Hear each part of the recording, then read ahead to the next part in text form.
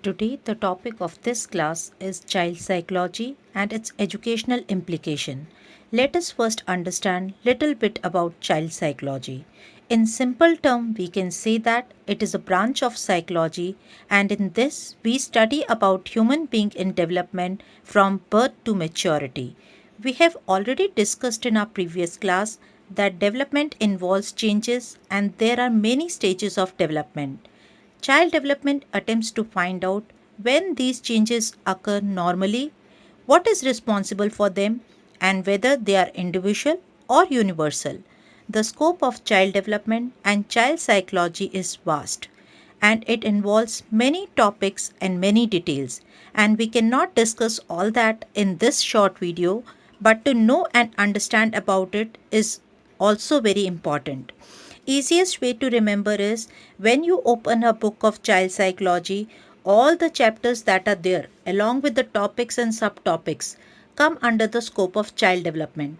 To name a few, like study of individual differences, study of child and environment, study of child's behavior and his interactions, principles, thinking, emotions, memory, etc. Now let us briefly discuss about its educational importance. Knowledge of child psychology is very useful in understanding the basic nature of child.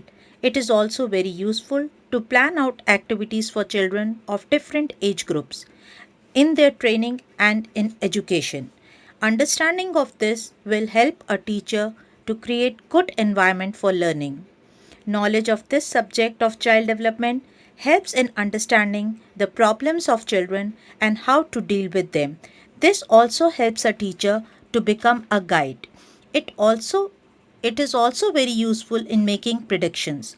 When you are teaching, you happen to observe talents of children, their interest and how they use their time. This helps in making predictions what they can do under favorable conditions. So, this is not just a theoretical subject. Knowledge and understanding of this subject, along with how to apply it in classroom situation, is equally important.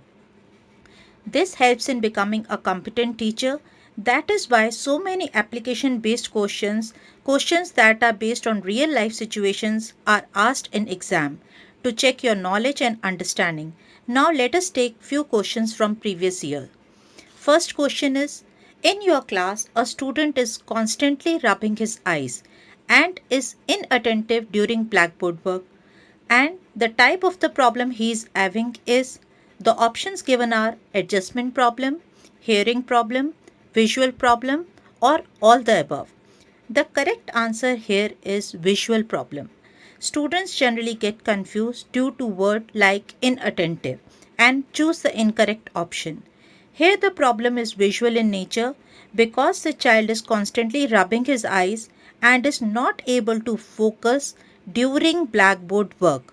Key word here is during. Nothing has been said about the rest of the time.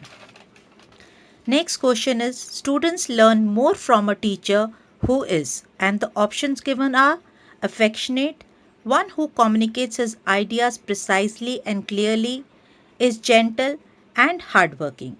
The correct answer here is the second option, that is a teacher who communicates his ideas precisely and clearly.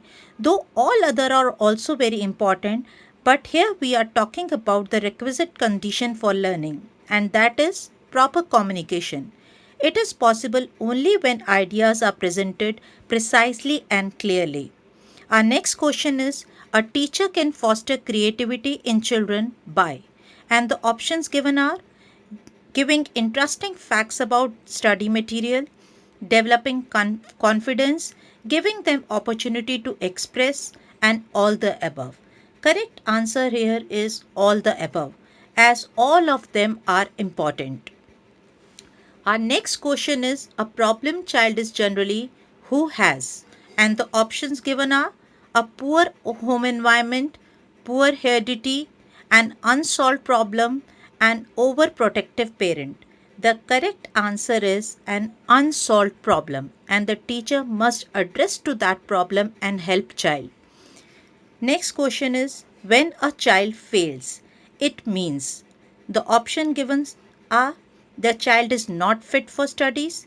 The child has not mastered the questions properly. The child should have taken private tuitions. And the last option is that system has failed. And the correct option here is the system has failed, because a child's failure indicates failure of the system. Last question for today is, the emphasis from teaching to learning can be shifted by. Options given here are focusing on examination results, adopting child-centered pedagogy, encouraging rote learning, adopting frontal teaching. And the correct answer here is adopting child-centered pedagogy. With this, we are going to end our lesson today. We'll meet with you with a new topic in our next class. Thank you.